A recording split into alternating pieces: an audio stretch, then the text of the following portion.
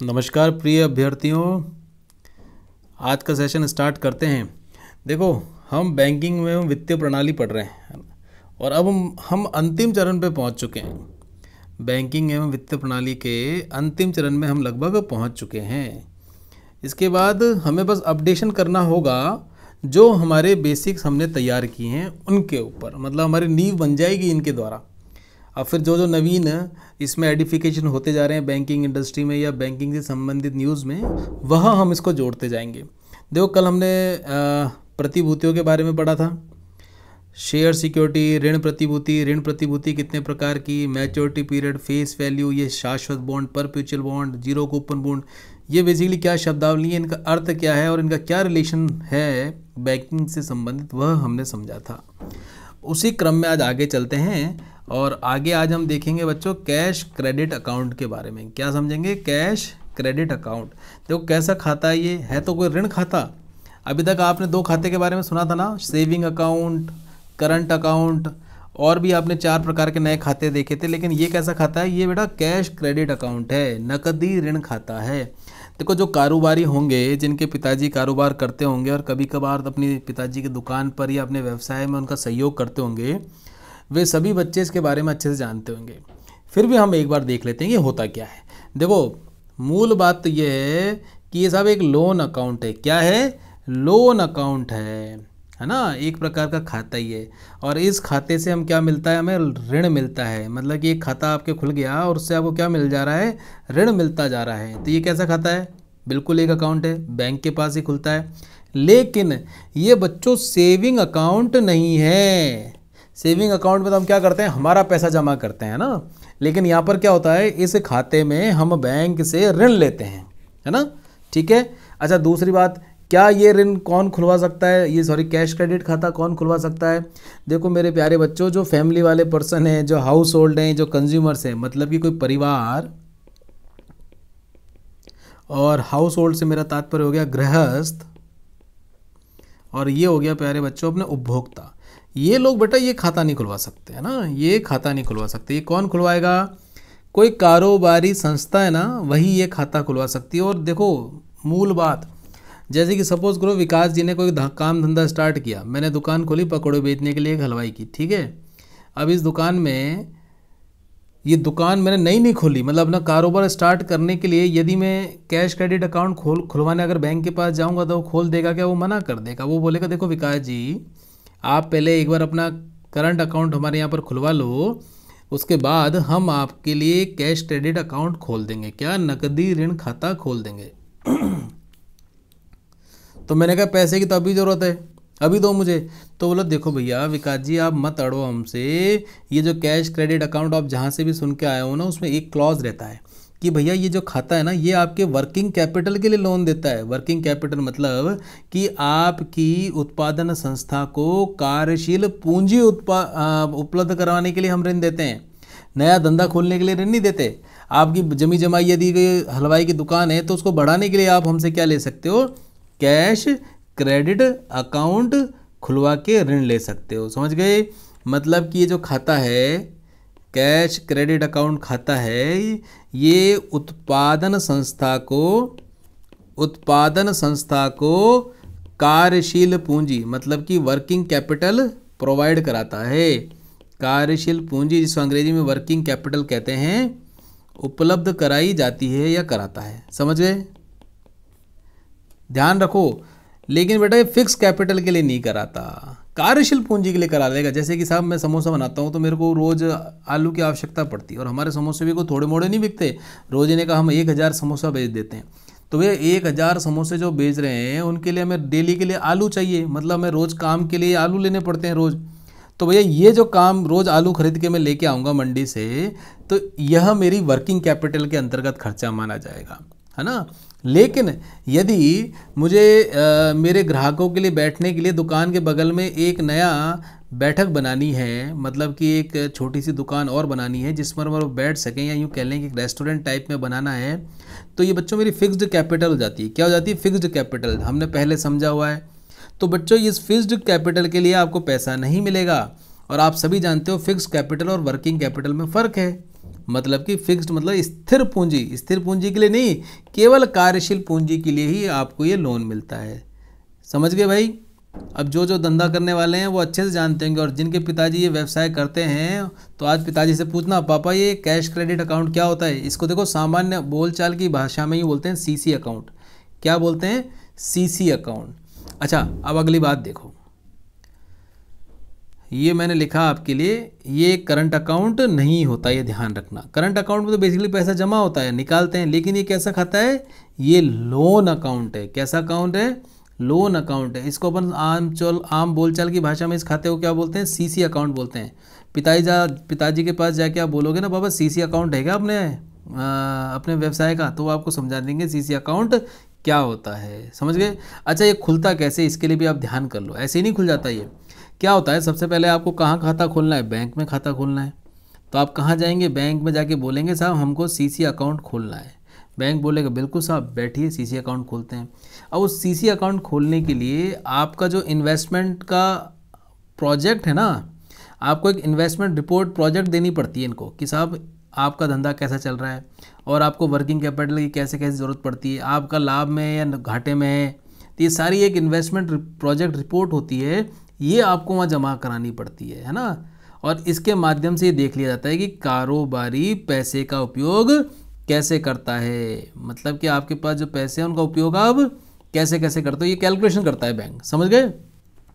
ये bank calculation करने के बाद ये फाइल जाती है मैनेजर साहब के पास। मैनेजर साहब फिर क्या करते हैं? साख परीक्षण करते हैं। वो देखते हैं भैया इस आदमी की क्रेडिट है भी ये नहीं है। एक्चुअली क्या है मेरे प्यारे मित्रों, ये आपकी साख के ऊपर बिना कुछ लिए आपको क्या दे देता है? क्रेडिट देता है, मतलब कि आपको ऋण दे देता है ना, कैश क्रेडिट में, वो भी नकदी के रूप में। तो इसके लिए आपकी साख परीक्षण भी करता है ये। साख परीक्षण दो तरीके से होती है मेरे प्यारे बच्चों, एक तो होती है सामाजिक, एक होती है व्यावसायिक। कई बार आपने सुना होगा ना कि सामान्यतः पिता अपने बच्चे से कहता है कि तूने मेरी समाज में साख का भट्टा कर दिया, मतलब साख पर भट्टा लगा दिया है, लड़ भिड़ आया, गलत काम करके आ गया, तो क्या बोलते हैं पिताजी कि तूने मेरी साख पर बट्टा लगा दिया। और कोई अच्छा काम कराओगे तो पिताजी क्या बोलेंगे? बेटे आज तूने मेरी साख को दुगनी चौगनी कर दी, तूने मेरी समाज में साख की वृद्धि कर दी। तो ये इस प्रकार की जो पिताजी बात कर रहे हैं, ये क्या कहलाती है? ये बेटा सामाजिक साख ही कहलाती है। बैंक आपकी ये सामाजिक साख का परीक्षण भी करती है। बैंक क्या करेगी? उनके पास बेटा एजेंसीज होती हैं जो ये मालूमात करती हैं, जैसे आपका एड्रेस वगैरह सब दे रखा होता है, तो एजेंसी वाला उस एड्रेस में जाएगा और आसपास में पूछेगा किसी दुकान घर के आसपास में कोई धोबी वाला हुआ, कोई आसपास का पड़ोसी हुआ, साहब आप जानते हो क्या इनको, कैसी साख है इनकी? तो कहेंगे साहब बहुत ज़बरदस्त गुडविल है साहब हमारी शर्मा जी की, तो कोई टेंशन नहीं है, बहुत बढ़िया आदमी है। तो ये सामाजिक साख का भी क्या करते हैं? परीक्षण करते हैं पहला स्टेज में, जिसको अंग्रेजी में हम बोलते हैं सोशल क्रेडिट रेटिंग। देखो अब रेटिंग वेटिंग की बात आ रही है ना, ध्यान रखना, आगे आपके पास बड़ी इंपॉर्टेंट चीज़ आने वाली हैं। अब ये जो सोशल क्रेडिट रेटिंग है ना, इसके माध्यम से आपकी सामाजिक साख का परीक्षण करते हैं। सबसे पहले जो बैंक कर्मी के पास आप जो आवेदन लेके जाते हैं उसमें देखता है कि आपकी सामाजिक और आर्थिक स्थिति कैसी है। कोई आप वैध और अवैध कार्य देखते हैं, कोई अवैध कार्य तो नहीं करते, ये मालूमात करते हैं वो बैंक वाले बिल्कुल, कि कोई वैध और अवैध कार्य तो नहीं करते हैं। उनके माध्यम से एक इनका बेंचमार्क होता है ना, बेंचमार्क मतलब मानक, उस मानक पे देखते हैं कि भैया आप कहाँ पर आ रहे हैं। मानक से ऊपर आते हैं तो आपकी सोशल स्थिति कैसी है? जोरदार। उसको क्या बोलते हैं कि प्रथम दर्जे की आपकी सामाजिक साख है। कैसी? प्रथम दर्जे की। देखो इसका इंग्लिश में भी वर्ड ध्यान कर लेना, इसको बोलते हैं प्राइमरीली। प्राइमरीली जो आपकी सोशल पर्सन हो, उसमें ये लिखेगा वो फाइल में कि प्राइमरीली ये सोशल पर्सन है। कैसा है? प्राइमरीली सोशल पर्सन है। अगर बेंच मार्क से नीचे रहती है तो आपको क्या बोलेंगे? दोयम दर्जे का सामाजिक व्यक्ति है। क्या? दोयम दर्जे का। हिंदी में क्या बोलते हैं? दोयम दर्जे का सामाजिक व्यक्ति है। और इसके लिए शब्द जो काम में लिया जाता है वो लिया जाता है सब प्राइम, मतलब प्राइम बोलते हैं ना, प्राइम लोकेशन पर मेरी ज़मीन है। और सब प्राइम क्या होगी बेटा? प्राइम पे तो नहीं है, थोड़ी सी उससे हल्के में मेरी ज़मीन है, मतलब दोयम दर्जे की जगह मेरी ज़मीन है। तो समझ गए ना, या प्राइम से अब सब प्राइम समझ गए। प्राइम मतलब प्रथम दर्जे का, सब प्राइम मतलब दोयम दर्जे का। तो ये कैसा व्यक्ति हो गया? सब प्राइम सोशल पर्सन हो गया। देखो सब प्राइम को पकड़ के रखना अभी, है ना। एक चीज़ तो आप रेटिंग का भी पकड़ के चलना, और दूसरा सब प्राइम को पकड़ के चलना। समझ गए? ये दो प्रकार के होते हैं। अच्छा, आपने सामाजिक साख परीक्षण कर ली, फाइल में लिख दिया कि साहब ये तो बड़े प्राइमरीली सोशल पर्सन है, मतलब प्रथम दर्जे के सामाजिक व्यक्ति हैं। दूसरा फिर आपने चेक किया कि साहब व्यावसायिक साख परीक्षण और होता है। क्या? व्यावसायिक साख परीक्षण और किया जाता है। और इसमें क्या देखा जाता है? इस परीक्षण में आपकी वित्तीय स्थिति का साख परीक्षण किया जाता है। किसका? आपकी वित्तीय स्थिति का साख परीक्षण किया जाता है। स्पष्ट है? अर्थात ये पता लगाते हैं कि भैया आपके संस्थान की वित्तीय हालत कैसी है। देखो, हमने एक चीज़ समझी थी, अगर स्टार्टिंग में ध्यान हो, हमने पढ़ा था बैलेंस शीट के बारे में। किसके बारे में? बैलेंस शीट के बारे में, जिसको हिंदी में क्या बोलते हैं? तुलन पत्र बोलते हैं। क्या बोलते हैं? तुलन पत्र बोलते हैं। और आप सभी को ध्यान होगा, तुलन पत्र की स्थिति जानने के लिए हमने 4 रंगों का इस्तेमाल किया था कि साहब आपकी बैलेंस शीट कैसी है? पिंक कलर की है, रेड कलर की है, ब्लैक कलर की। ये देखा था ना हमने कि भैया पिंक है तो मतलब बड़ी ज़बरदस्त तुम्हारी बैलेंस शीट है, मतलब कि आपके पास एसेट बहुत ज़्यादा है, लाभ में आपकी कंपनी है, आपकी वित्तीय स्थिति बहुत मजबूत है। ये देखा था ना? तो भैया ये बैंक भी क्या करती है? व्यावसायिक साख परीक्षण, वित्तीय साख परीक्षण के माध्यम से मतलब बैलेंस शीट के माध्यम से आपका वित्तीय साख परीक्षण कर लेती है। स्पष्ट है? और इसी साख परीक्षण के माध्यम से ये भी आपको 2 भागों में बांटती है। कैसे? इसको मैं आपको यहाँ बता देता हूँ ना। ये इसमें भी आपको ये ऐसे ही बताएगी, फाइल लिखेगा बैंक वाला, फाइल में लिखेगा साहब ये प्राइमरीली कैसा है, या यूँ कह देंगे कि आप ये प्राइम कैपिटल वाला आदमी है, मतलब कि ये जो आवेदक है ये प्रथम दर्जे की पूंजी रखता है। क्या? प्रथम दर्जे की पूंजी रखता है। और दूसरा क्या हो जाएगा? सब प्राइम कैपिटल। क्या? सब प्राइम कैपिटल कि साहब इसकी जो पूंजी है कैसी है? 2ym दर्जे की पूंजी है। समझ गए? बैंक कर्मी ये चेक करता है। अच्छा, दूसरी बात, आप सबने एक शब्द सुना होगा, सब प्राइम लोन। अब देखो, जहाँ पर सब प्राइम आ गया इसका मतलब क्या हो गया? कैसा ऋण दिया है आपने? 2ym दर्जे का ऋण दिया है। कैसा ऋण दिया है मेरे प्यारे बच्चों?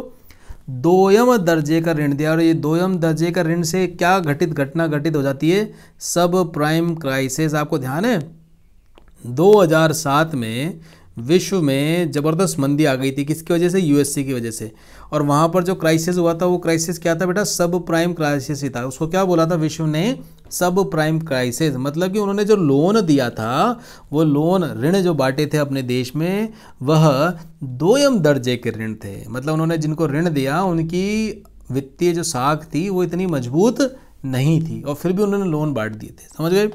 अब इसके पीछे बेटा क्रेडिट रेटिंग एजेंसीज का बहुत बड़ा हाथ था, जो अभी हम समझेंगे। जो मैं आपसे कह रहा था ना, ये रेटिंग को पकड़ के चलना। देखो, सब प्राइम क्राइसिस से आप मतलब समझ लो कि भुगतान में गड़बड़ी के कारण कोई वित्तीय संकट पैदा होता है तो उसको हम क्या बोलते हैं? सब प्राइम क्राइसिस बोलते हैं। क्या बोलते हैं मेरे प्यारे बच्चों? सब प्राइम क्राइसिस बोलते हैं। स्पष्ट है? एक्चुअली हुआ क्या था बच्चों, इसको यूँ भी देख लो कि मैं आपको थोड़ा सा एक इन्फ्लुएंस दे दूँ। एक्चुअली अमेरिका में क्या हुआ था कि ये क्रेडिट रेटिंग एजेंसीज होती हैं, जो अभी हम समझेंगे। ये क्रेडिट रेटिंग एजेंसीज क्या करती हैं? जैसे कि सपोज़ करो हमारी हलवाई की दुकान है ना, तो भैया क्या हो गया, ये क्रेडिट रेटिंग एजेंसी जयपुर शहर में सारे हलवाई की दुकानों को जज करेगी। मतलब उनके कुछ पैरामीटर्स होते हैं, उस बेंचमार्क पर उनको बेसिकली पॉइंट देती है और उनके माध्यम से बताती है कि साहब ये जो दुकान ए है, इसको तो आपने रेटिंग दे दी 3 स्टार, इसको दे दी 2 स्टार, और ये जो दुकान है इसको दे दी 5 स्टार। ये अपने मानकों के आधार पर देते हैं। अब हम ग्राहक क्या होगा बेटा, ये स्टार देखता है। अगर मैंने दुकान के बाहर एक ऐसा लगा दिया सर्टिफिकेट जिस पे मैंने दिखा, देखो साहब इस रेटिंग एजेंसी ने मुझे क्या दे रखे हैं, 5 स्टार दे रखे हैं, इसका मतलब हमारी दुकान पे जो जितने भी मानक हैं वो बड़े उच्च कोटि के हैं। तो ग्राहक क्या होता है, आकर्षित होता है, मेरी हलवाई की दुकान से खूब सामान लेके जाता है। लेकिन उसको पता नहीं है कि भैया हमारे यहाँ पे जो मिठाइयाँ बन रही है ना, उसमें शुद्धता का पूर्ण उपयोग नहीं किया जाता। उसको थोड़ी मालूम है। बाद में वो बीमार हो गया, जिसने भैया हमारे यहाँ से समोसे लेके गया था, बीमार हो गया तो उसने केस वेस कर दिया। तब जाके पता चला जब पुलिस की कार्रवाई हुई कि भैया ये तो सामान तो घटिया लेते हैं, लेकिन इनको ये 5 स्टार रेटिंग दे दी। अभी क्रेडिट रेटिंग एजेंसी वालों से मेरा कोई संपर्क था या वो मेरे से इन्फ्लुएंस थे, कुछ ही मान लीजिए, है ना। तो भैया अमेरिका में भी यही हुआ था। बड़े बड़े संगठन जो सब प्राइम लोन उनने बांटे थे, ऐसे संगठनों को खूब आप लोगों ने अच्छी क्रेडिट रेटिंग एजेंसी रेटिंग दे रखी थी। लेकिन उन्होंने भैया अपना वित्तीय साख का परीक्षण मजबूती रूप से नहीं बता रखा था। किसको? क्रेडिट रेटिंग एजेंसीज को या ग्राहकों को। तो दोनों इसमें जिम्मेदार थे, बैंक भी और क्रेडिट रेटिंग एजेंसीज भी। इसको और अपन आगे भी थोड़ा सा समझेंगे। अच्छा, अब ये जो समस्या आई थी ना यूएसए में, उसके बाद 2009 में अमेरिका में इसी के मद्देनज़र एक एक्ट बन गया था जिसको बोलते हैं फाइनेंशियल सिविलाइजेशन एक्ट। क्या? Financial civilisation act. देखो ये एक्ट क्यों इम्पोर्टेंट है मैं आपको बताता हूँ। ये 2007 में जब इनका सब प्राइम क्राइसिस आया था तो साख परीक्षण की प्रक्रिया को सुदृढ़ीकरण करना किस लिए आया था बच्चों? ये इसलिए आ गया था कि हमारे देश में जो साख परीक्षण की प्रक्रिया है, साख परीक्षण की प्रक्रिया, इसको क्या करना चाह रहे थे? ये सुदृढ़ीकरण करना चाह रहे थे। इस सुदृढ़ीकरण के कारण ही इन्होंने ये अमेरिका ने एक्ट लेके आया जिसका नाम था फाइनेंशियल सिविलाइजेशन एक्ट 2009। अब देखो इसमें अगली बात है और देखो हुआ क्या। ये एक्ट तो लेके आ गए, अब ये जैसी कानून पास किया तो पूरे विश्व में इसकी वजह से मंदी आ गई थी, तो इसमें चर्चा चालू हो गई। तो ये बड़ा अंतर्राष्ट्रीय संगठन है G20, मतलब प्रमुख 20 देशों का संगठन है ये ना। इनके सदस्य देशों ने एक बैठक करी। वो बैठक कहाँ हुई थी? एक तो लंदन में हुई थी और उसके बाद हुई थी मेरे प्यारे बच्चों पिट्सबर्ग में। कहाँ हुई थी? पिट्सबर्ग में। अब ये देखना पिट्सबर्ग कहाँ पर है। अब यहाँ पर क्या हुआ था, जितने भी स्वतंत्र साख परीक्षण करने वाले इंस्टीट्यूट थे ना, उनकी निगरानी व्यवस्था को कैसे चुस्त करें जिससे कि जो सब प्राइम लोन जिनको आपने दिए हैं उन पे कानूनी आप लगाम लगा सकें। ये सारी चर्चा कहाँ हुई थी? लंदन में और पिट्सबर्ग में हुई थी कि भैया जितने भी स्वतंत्र साख परीक्षण करने वाली संस्थाएं हैं इनके ऊपर कैसे आप लगाम लगा सकें या इनके ऊपर कैसे निगरानी कर सकें कि भैया तुम जिनको साख का सर्टिफिकेट दे रहे हो कि वो सर्टिफिकेट बिल्कुल सही मानकों के अनुसार या सही में उस जिस संगठन को आपने अपना सर्टिफिकेट दिया है वो सही मानक के अनुसार और सही दिया है।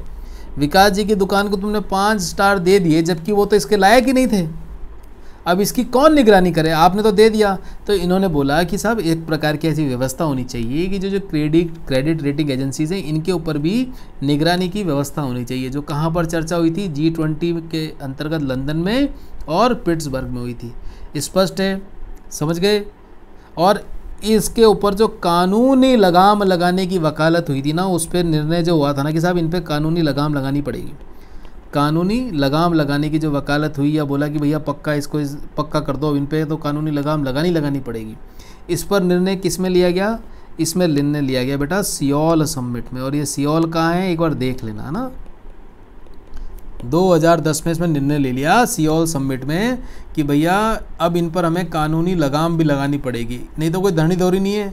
आपने गलत रेटिंग दे दी और ग्राहक आपकी रेटिंग देख के सामान ले गया जबकि तुम्हारी रेटिंग तो तुमने मैनिपुलेटेड करके दी थी, तुमने भी तो अपराध किया है। तो उस पर भैया कानूनी लगाम अब लगाई जा सके उसके लिए सियोल समिट 2002 में निर्णय ले लिया गया। भैया इन पर कानूनी लगाम लगानी चाहिए। अब बेसिकली क्या होते हैं बेटे? ड्राफ्ट होते हैं।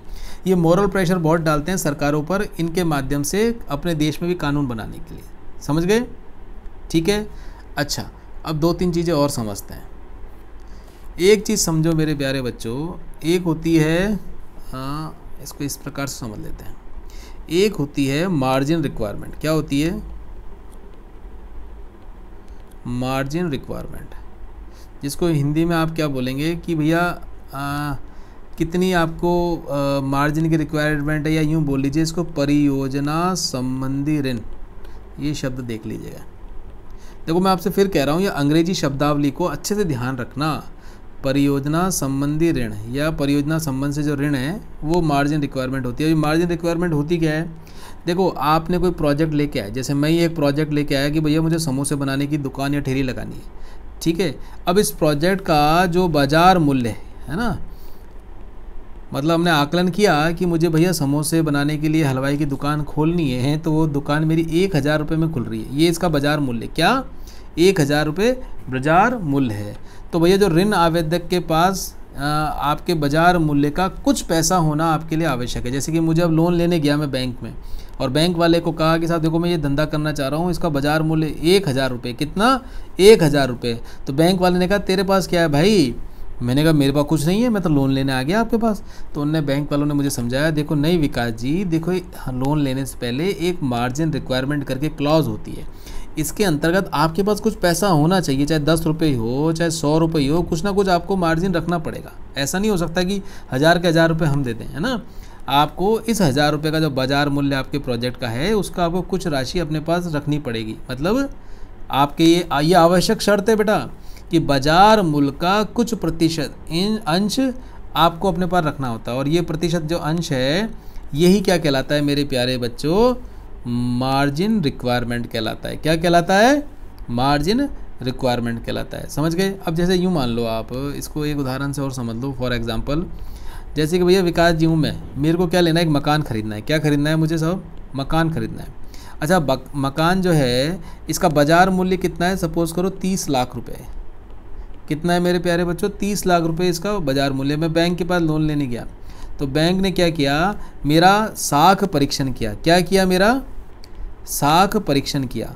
और साख परीक्षण करके उन्होंने क्या बोला कि देखो विकास जी, आपकी साख तो बहुत बढ़िया है ना, हम आपको 90% क्या देंगे? 30 लाख का लोन देंगे। 10% आपको अपनी मार्जिन मनी रखनी पड़ेगी। क्या? मार्जिन मनी रखनी पड़ेगी। मतलब कि इतना आपको लेके आना पड़ेगा पैसा, और ये हम आपको लोन में दे देंगे। समझ गए? ठीक है, समझ गए? चलो। अच्छा, कई बार क्या होता है, ये साख परीक्षण अपन करते हैं ना, तो साख परीक्षण बड़ी हल्की निकल के आती है। तो बैंक क्या कहता है कि साहब हम तो 50% ही देंगे। क्या है कि आपकी साख बड़ी इतनी मजबूत नहीं है, तो हम आपको ज़्यादा लोन नहीं दे सकते। तो वो क्या कर देंगे? 50% आपको रखने की, और 50% की व्यवस्था आवेदक को ही करनी पड़ेगी। समझ गए? और ध्यान रखो, है ना, मार्जिन रिक्वायरमेंट जो होता है ना, ये मार्जिन रिक्वायरमेंट, चलो मैं इसको थोड़ा यहाँ बताता हूँ। ये जो मार्जिन रिक्वायरमेंट होता है ये भी इन्वर्सली प्रोपोर्शन होता है। किससे? इन्वर्सली प्रोपोर्शन होता है बेटा ये आपके क्या बोलते हैं, लोन की जो पैसे आपको मिलेंगे ना, मतलब कि मार्जिन रिक्वायरमेंट दर आपकी जो क्रेडिट आपको मिलेगी, इससे क्या होता है? इन्वर्सली प्रोपोर्शन होता है। जैसे कि सपोज़ करो कि मेरी क्रेडिट बहुत ज़्यादा है, अगर मेरी साख बहुत ज़्यादा है तो मुझे कम मार्जिन लेके रखना पड़ेगा। समझ गए? और मेरी साख बिल्कुल ही ख़त्म है, मतलब साख ज़्यादा है तो सॉरी, है ना, और साख मेरी कमज़ोर है तो मार्जिन मुझे अधिक रखना पड़ेगा। समझ गए? कई होते हैं ना बेटा, कई स्टार्टअप लेके आते हैं लड़के, तो उन पे उद्योगपति खूब पैसा लगाने को तैयार बैठे रहते हैं। क्यों? क्योंकि उनकी साख इतनी ज़बरदस्त होती है, चाहे वो पढ़ाई के कारण हो, चाहे उनके प्रोजेक्ट्स के कारण हो, चाहे उनकी बौद्धिक क्षमता के कारण हो, तो उसमें खूब पैसा लगाते हैं वो। तो क्या कहलाती है? साख क्या कहलाती है? इनकी क्रेडिट जो है बहुत हाई है, तो उन बच्चों को मार्जिन मनी बहुत कम रखनी पड़ती है। 1000, 2, 5000 रुपये इधर उधर जाने आने के लिए जेब में रख लो, बाकी पैसा तो जो कंपनी वाला आप पे इन्वेस्टमेंट करेगा वो ही लगा देगा। समझ गए? तो इनमें कैसा रिलेशन होता है? इन्वर्स रिलेशन होता है। यदि आपकी साख बहुत अधिक है तो आपको कम मार्जिन रखना पड़ेगा, यदि आपकी साख कमज़ोर है तो आपको मार्जिन अधिक रखना पड़ेगा। स्पष्ट है? ये बेटा सारी बातें बैंकिंग के लिए इंपॉर्टेंट है। जब हम लोन के क्राइसिस देखते हैं ना कि साहब इतना एनपीए हो गया, तो ये एनपीए जो हो गया क्यों हो गया, उनके पीछे के कारण भी आपको समझ में आने चाहिए, है ना। कि जैसे सपोज़ करो कि इन्होंने विजय माल्या को लोन दे दिया, और विजय माल्या का लोन को जो मार्जिन रिक्वायरमेंट थी वो ज़्यादा होनी चाहिए थी, उन्होंने गलत भैया क्रेडिट की परीक्षण कर ली। तो ये आपको समझ में आना चाहिए कि ये जो शब्दावली हैं इनका सेंस क्या है, और जो बैंकिंग के क्षेत्र के अंतर्गत लोन वगैरह हम सुनते हैं उसके पीछे की अवधारणा क्या कहती है ना। तो आप क्या अच्छे से उसको रिलेट कर पाओगे इन शब्दावली को। समझ गए? अच्छा, दूसरा और एक शब्द देख लो इसमें साथ साथ। एक होता है बेटा कोलेटरल रिक्वायरमेंट, ये तो था मार्जिन रिक्वायरमेंट, और एक होता है कोलेटरल रिक्वायरमेंट। ये भी बड़ी सरल सी बात है। ये क्या कहता है कि आपको मतलब जो भी ऋण मिल रहा है ना, ऋण के उपयोग का अधिकार हासिल करने के लिए आपको कोई ना कोई अपनी चल या अचल संपत्ति के प्रमाण पत्र जमा कराने पड़ते हैं, है ना। चल या अचल संपत्ति के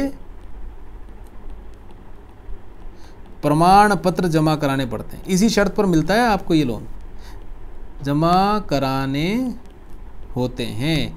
जैसे कि मेरे प्यारे बच्चों, मैं लोन लेने गया मेरे होम के लिए, है ना, 30 लाख रुपए का लोन लेने गया। तो उन्होंने देखा साहब आपका जो मकान है उसके कागज़ के हिसाब से मकान 40 लाख रुपए का है, ठीक है। तो उन्होंने कहा कि साहब हम आपको लोन दे देंगे, लेकिन आपको अपने मकान के संपत्ति के कागज़ हमारे पास क्या करने पड़ेंगे? जमा कराने पड़ेंगे। समझ गए?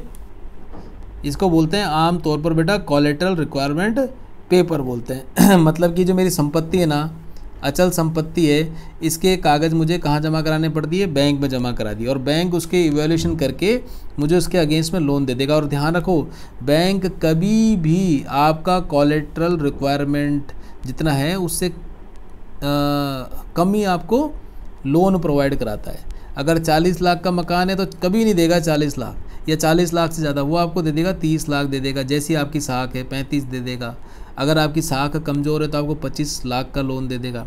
ये बेसिकली कोलेट्रल रिक्वायरमेंट से तय की जाती है। समझ गए? क्लियर? अब बेटा इसको आरबीआई, एक चीज़ और सुन लो, आरबीआई इसको परसेंटेज के रूप में दिखाता है, ऐसे लिख के बताता है कोलेट्रल रिक्वायरमेंट। जैसे 30 लाख रुपए मुझे मिल रहे थे, ठीक है, और मेरी कोलेट्रल की रेट कितनी है, 40 लाख रुपए, तो 30 का 10 है ना, करीब करीब 125% मेरी क्या है, कोलेट्रल रिक्वायरमेंट पूरी कर रहा हूँ मैं। कितना?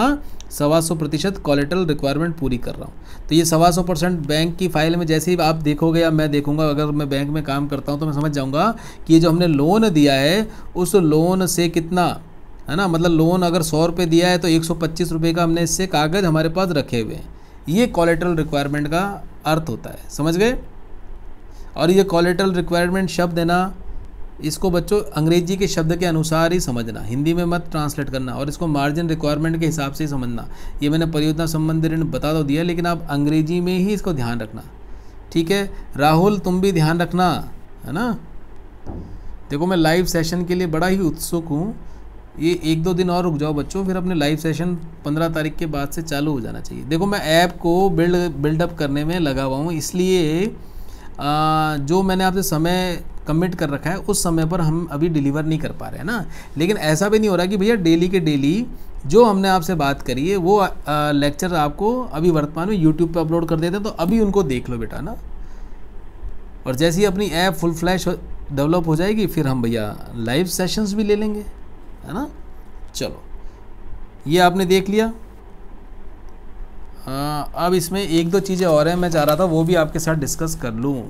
देखो आप कभी भी जिनने भी अपने घर में पिताजी से पूछना, अगर आपने स्वयं का मकान है और लोन लिया है पिताजी ने, तो उनसे पूछना कि पापा 1-2 टर्म और होती है ना। आपको तो बता दूं मैं, जैसे एक होती है बेटा डिसबर्स लोन अमाउंट। क्या?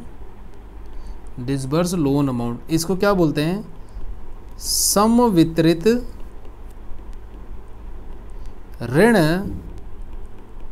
राशि। क्या बोलते हैं? समवितरित ऋण राशि। मतलब कि जितनी राशि ऋणी व्यक्ति उपयोग करता है ना, उसी को क्या बोलते हैं? Disburse loan amount.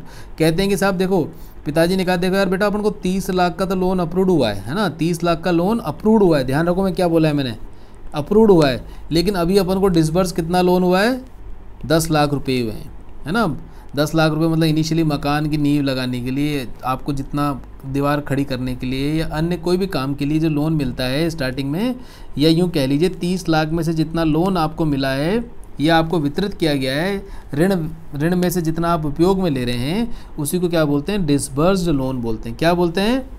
Disburse loan बोलते हैं, समवितरित ऋण राशि बोलते हैं। अच्छा ध्यान रखो, आपको 30 लाख का लोन मिला है ना, और अभी आपने यूज़ में लिया 10 लाख रुपए, तो भैया ब्याज किस पर लगेगा? ब्याज 30 लाख पर नहीं लगेगा, जितना अभी आपको लोन दिया है ना उसी पर अभी आपको ब्याज कैलकुलेट होगा। क्या?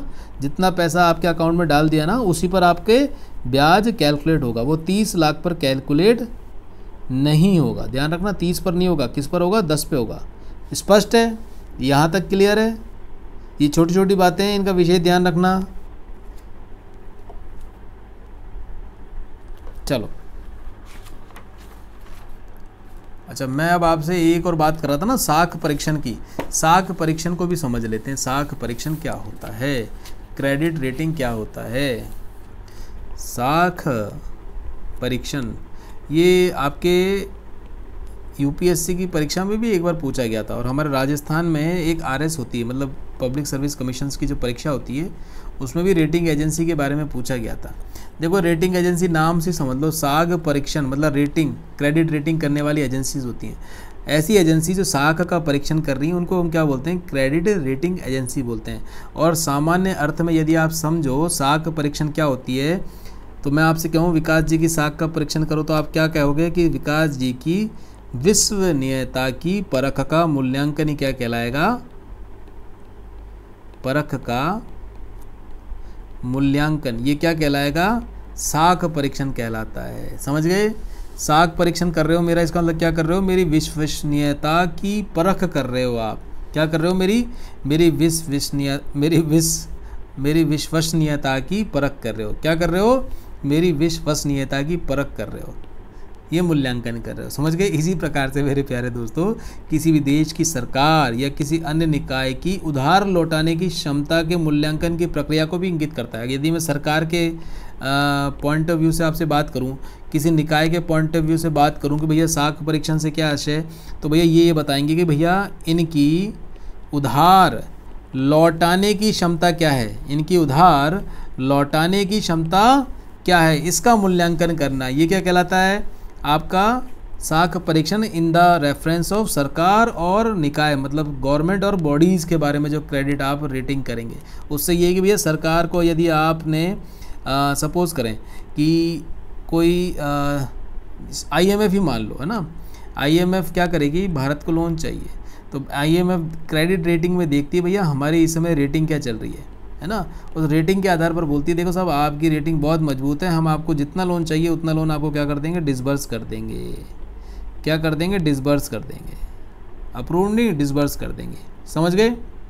अच्छा, और ये जो क्रेडिट रेटिंग एजेंसी है ना, इसमें बड़ी ज़बरदस्त बात है, ये जो कैलकुलेशन करती है ना, आपका परीक्षण करती है, ये बेटा गणितीय फार्मूले से नहीं करती, है ना। होना तो क्या चाहिए, कई बार लगता है ना कि ये कोई ना कोई फार्मूला होगा, कोई बेंचमार्क होगा जिस पे गुणा भाग करके ये निकाल लेते होंगे भैया आपकी क्रेडिट कैसी है। ये गणितीय फार्मूले के आधार पर आपका मूल्यांकन नहीं करती, बल्कि मेरे प्यारे बच्चों सबसे इम्पॉर्टेंट बात देखो, ये मैं भी इसको सही मानता हूँ, आपके विवेक और अनुभव के आधार पर निश्चित करती है। क्या? विवेक और अनुभव के आधार पर निश्चित करती है कि भैया इसकी साख कैसी है। स्पष्ट है? मतलब इनके फैक्टर्स होते हैं बेटा कि आप अपने, जैसे कि कई बार क्या होता है, बहुत अच्छा सब कुछ दिखता है ना, लेकिन मालूम पड़ता है कि भैया अंदर से तो बहुत खोखला मामला है ना। जैसे सपोज़ करो कि आपकी फैक्ट्री है 5 साल से ज़बरदस्त लाभ लेके आ रही है, समझ गए ना, आपकी जो बैलेंस शीट है वो पिंक है, ज़बरदस्त पिंक है। लेकिन हुआ क्या कि आप पहले 3 भाई थे जो मिलके एक धंधा करते थे, अब मालूम पड़ा कि 3 भाइयों में से जो एक भाई सबसे समझदार था, जिसकी वजह से धंधा खूब बढ़ रहा था, वो अलग हो गया और तीनों भाई अब अलग हो गए, अभी अलग हुए हैं। अच्छा, वो जो बैंक है वो जब अपनी भैया इस परीक्षण करेगी इनकी साख का, तो इन विषयों पर भी ध्यान रखेगी और अपने अनुभव के आधार पर, अपने विवेक के आधार पर तय करेगी भैया कि अब आने वाले समय में इनकी स्थिति कैसे रहने जानी है ना। अच्छा, अब देखो ये जो साख परीक्षण जो होता है ना मेरे प्यारे बच्चों, इसमें हमारी अंतर्राष्ट्रीय संस्थाएं भी हैं और भारत की संस्थाएं भी हैं जो ये काम करती हैं। कई बार ये पूछ लिया जाता है कि भैया फलां में से बताओ कौन सी इंटरनेशनल क्रेडिट रेटिंग एजेंसी है और कौन सी डोमेस्टिक क्रेडिट रेटिंग एजेंसी है। देखो इंटरनेशनल में जो प्रमुख रूप से है ना, वो आप सब जानते होंगे, स्टैंडर्ड एंड पुअर्स बोलते हैं। एक आपने खूब नाम सुना होगा, मूडीज़। पिछली बार हमने देखा था कि भैया मूडीज़ ने भारत की रैंकिंग या भारत की क्रेडिट रेटिंग एजेंसी में कमी कर दी है ना। तो ये सरकारों की भी क्या करती है बेटा, रेटिंग एजेंसी निकालती है ना। अच्छा, अगली ये तो हो गया हमारे प्यारे बच्चों इंटरनेशनल। अच्छा, भारत की भी बता दो सर। देखो भारत की जो प्रमुख हैं उनमें से एक है क्राइसल। क्या है? क्राइसल। ये नाम ध्यान रखना, एक है इकरा और एक है बेटा केयर, और चौथा कौन सा है, एक फ्राइपल भी है ना। ये बेसिकली अपनी क्रेडिट रेटिंग एजेंसी, ये कौन सी है, मैंने हमारे भारत देश की है। नाम भी देख लो, क्राइसल, इकरा, केयर। ये कैसी है? मूडीज़, फिच और स्टैंडर्ड एंड पुअर्स, ठीक है ना। क्राइसिल का यदि आप फुल फॉर्म कोई पूछ ले तो भैया credit rating and investment services of India limited में लिख देता हूँ ना, आपके लिए बता ही देता हूँ। कम से कम भारत का तो सुन ले भैया, विदेशियों का तो सुन लिया हमने, स्टैंडर्ड एंड पुअर्स। ये है मेरे प्यारे बच्चों credit rating and investment services, credit rating investment services है ना, सर्विसेज ऑफ इंडिया लिमिटेड, ये इसके बच्चों फुल फॉर्म होती है। ऐसी होती है इकरा। इकरा है बेटा इन्वेस्टमेंट इंफॉर्मेशन एंड क्रेडिट। हाँ, ये मेरे प्यारे बच्चों इन्वेस्टमेंट का क्या ले रहे हैं आप, information and and credit rating agency है ना, credit rating agency of India limited है ना। तीसरी कौन सी थी बच्चों, केयर। केयर इनकी छोटी छोटी सी है, केयर की है क्रेडिट एनालिसिस, क्या, credit analysis and research limited, and research limited. और चौथी कौन सी मेरे प्यारे बच्चों, फ्रिपल है ना, FRIPL। फ्रिपल क्या है बेटा, फिच रेटिंग है ना, Fitch rating India private limited है ना, Fitch rating India private limited. ये अपने यहाँ पर कुछ रेटिंग एजेंसीज हैं, ये समझ गए ना। अब C से हो गया आपका क्रेडिट, R से हो गया रेटिंग, I से हो गया इन्वेस्टमेंट, S से हो गया सर्विसेज, और ये जो IL है इससे हो गया इंडिया लिमिटेड। इसी तरीके से I से हो गया इन्वेस्टमेंट, C से हो गया अपना क्रेडिट रेटिंग, मतलब I से हो गया इन्वेस्टमेंट इन्फॉर्मेशन, ये हो गया क्रेडिट रेटिंग एजेंसी CR है, और ये हो गया क्रेडिट एनालिसिस रिसर्च लिमिटेड। और फ्रिपल तो हो गया भैया Fitch rating India private limited. Clear है, ये हमारी बेटा कुछ क्रेडिट रेटिंग एजेंसी है, शाख का परीक्षण करते हैं ना। अच्छा, इसमें कुछ बातों को ध्यान रख लेना कि जो क्रेडिट रेटिंग एजेंसीज देते हैं, रेटिंग एजेंसी ना, ये अपने जो रिजल्ट निकालती है वो सामान्यतः ऐसे निकालती हैं। इनके ये AAA rating, AA rating, A rating और BBB और BB ये रेटिंग होती है, सा ना। अब इसके अंतर्गत ये देते हैं रेटिंग अपने। AAA जो रेटिंग होती है ना बच्चों, इसको सबसे बढ़िया रेटिंग मानी जाती है, इसको बोलते हैं सर्वोच्च सुरक्षा। मतलब कि AAA मतलब कि वित्तीय हालात और सभी स्टैंडर्ड बड़े हाई हैं, हाईएस्ट रेटिंग सिक्योरिटी बोलते हैं, ध्यान रखना, हाईएस्ट रेटिंग सिक्योरिटी, सिक्योरिटी शब्द आता है इसमें है ना, हाईएस्ट रेटिंग सिक्योरिटी बोलते हैं। AA को क्या बोलते हैं, उच्च सुरक्षा। सर्वोच्च तो नहीं है, लेकिन कैसी सुरक्षा है, उच्च सुरक्षा है, इसी को क्या बोलते हैं, हाई सिक्योरिटी बोलते हैं। तीसरा A जब आता है तो पर्याप्त सुरक्षा, ये A को भी 3 में बांट रखे हैं, AAA, AA और A। अच्छा, अब BBB और BB पे आते हैं। BB को हम बोलते हैं, देखो पर्याप्त सुरक्षा हो गई तो अब ये हो जाता है बेटा मॉडरेट सिक्योरिटी। क्या, इसको अंग्रेजी में याद रखना आप, मॉडरेट। मॉडरेट मतलब ना तो ज़्यादा बढ़िया ना ज़्यादा ठीक, यहाँ तो पर्याप्त तो है लेकिन यहाँ तो बिल्कुल आधी गड़बड़ आधी बढ़िया, ऐसे है, मॉडरेट है। और एक होता है बेटा सब मॉडरेट, एक और होता है BB का सब मॉडरेट सिक्योरिटी। अब किसी भी कंपनी को यदि अब AAA मिल रहा है तो समझ जाना भैया सर्वोच्च सुरक्षा मतलब टॉप की बढ़िया की कंपनी है, समझ गए। और यूँ भी मान के चलो, ये जो बैंकिंग में मिलती है ना बेटा AAA रेटिंग, इसका मतलब क्या होता है कि जिसको भी ये रेटिंग मिली है वह मूलधन और ब्याज दायित्व की दृष्टि से बहुत सुदृढ़ है। क्या, मूलधन और ब्याज दायित्व की दृष्टि से बहुत सुदृढ़ कोई वित्तीय संस्था है, बहुत सुदृढ़ है। क्लियर है ना, मतलब ये कोई भी संस्था को यदि AAA रेटिंग मिल रही है तो समझ जाना उस कंपनी का मूलधन और ब्याज, इनका कोई जो भी दायित्व है वो कैसा है, बहुत स्ट्रांग है। मतलब इनको आप पैसा दे दोगे तो आपको पैसा, मूलधन और ब्याज बिल्कुल मिल जाएगा। इन्होंने जिससे भी पैसा लिए इस AAA वाली कंपनी ने, सबको मूलधन और ब्याज प्रॉपर रूप से चुकाया, कभी इन्होंने इसके अंतर्गत कमी नहीं करी या डिफ़ॉल्ट नहीं किया, समझ गए। अच्छा, अब मेरे प्यारे बच्चों, ये आपका ऑलमोस्ट बैंकिंग का अपना एक बड़ा पार्ट कंप्लीट हो चुका है। 10% के आसपास पार्ट बचा हुआ है, जिसमें मैं आपसे जब मॉनेटरी पॉलिसी डिस्कस करूंगा तो बाकी चीज़ें भी डिस्कस हो जाएंगी। लेकिन मैं कल आपको एक तो थोड़ा सा बचा हुआ कुछ मैं आपसे बैंक्स, ATM, डेबिट कार्ड, इनके बारे में चर्चा करूंगा, NPCI इनके बारे में चर्चा कर लूँगा। और उसके बाद आपको अभ्यास के लिए या आपको अपने इवैल्यूएशन के लिए MCQ आपके साथ शेयर करूँगा ना, इवैल्यूएशन के लिए MCQ के माध्यम से जो हमने अभी तक पढ़ा है ना उसको हम शेयर करके ये समझ लेंगे, है ना। ऑलमोस्ट 20-25 क्वेश्चन होंगे, उन क्वेश्चनों को देखेंगे और जो हमने पढ़ा है उसको हम हमारे इवैल्यूएशन में कर लेंगे। भैया हमने जो पढ़ा है वो उसको देख तो लें कितना समझ में आया, कितना समझ में नहीं आया। और कल हम क्या क्या देख लेंगे, कल बच्चों जैसे कि कोऑपरेटिव सोसाइटीज़ हैं, एक नरसिम्हन कमेटी की दोनों रिकमेंडेशन है वो भी रह रही हैं, वो भी समझ लेंगे। और साथ ही साथ जैसे कि कुछ बैंक्स हैं, अपने यहाँ पर उन बैंकों के बारे में भी समझ लेंगे, जैसे पेमेंट बैंक बने हैं, स्मॉल फाइनेंशियल बैंक बने हैं, उनके बारे में देख लेंगे। एक बड़ा नाबार्ड है, नाबार्ड को भी इसी के अंतर्गत देख लेंगे हम। और कोई रूरल बैंक हैं, कोई क्षेत्रीय बैंक हैं, इन सब के बारे में भी कल जानकारी हासिल कर लेंगे, है ना। तो ऑलमोस्ट अपना बैंकिंग कंप्लीट हो जाएगा। अच्छा बच्चों, इसके बाद अब क्या, इसके बाद जितने भी करंट की बातें हैं ना वो इनमें जोड़ते जाना। हम हमारी नींव मजबूत कर लेंगे ना, उसके बाद कोई दिक्कत नहीं है। देखो, पढ़ने का यही एक बेस्ट तरीका है कि एक बार आप चीज़ समझ लो, उसके बाद उसमें एडिफिकेशन करते जाओ। जितनी एडिफिकेशन आप अपने हिसाब से स्वयं करेंगे ना, उतना ही आपका ब्रेन उसको स्टॉर्म करके आपके लिए स्थायी रूप से आपके दिमाग में फिट कर देगा। फिर कैसा भी डायनेमिक क्वेश्चन आ जाए, आप डेफिनेटली उससे पार पा जाएंगे। समझ गए? चलिए, ये देख लेना मेरे प्यारे बच्चों, और कहीं यदि कोई डाउट हो तो मुझे भेज देना, मैं आपसे बात कर लूँगा। और रही बात भैया करंट अफेयर्स का, सर सेशन नहीं हो रहा, वो तो अपनी तय हो चुकी थी। करंट अफेयर्स का सेशन मैं आपके पास ढंग से लेना चाह रहा था बच्चों, और कोई बात नहीं है कि जो जिस प्रकार से उसको प्रेजेंट करना मैं चाह रहा हूँ वो प्रेजेंट हो जाता है, तो मैं उसको तो आज ही, कल 2 दिन का जितना भी अपना था वो सारा आज ही आपके साथ शेयर कर लूँगा।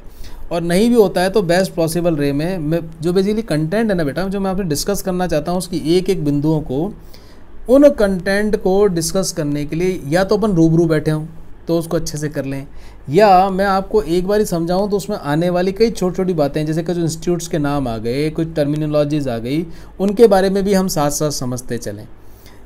इसलिए जो कंटेंट मैंने इकट्ठा किया है वो प्रॉपर आपको मिल जाए, उसके लिए मैं लगा हुआ हूँ, और कोई इशू नहीं है।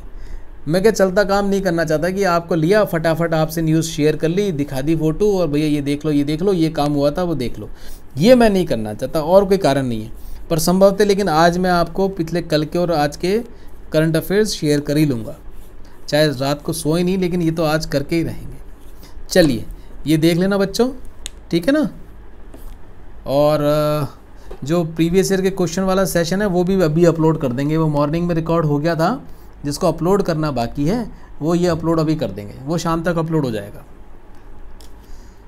धन्यवाद।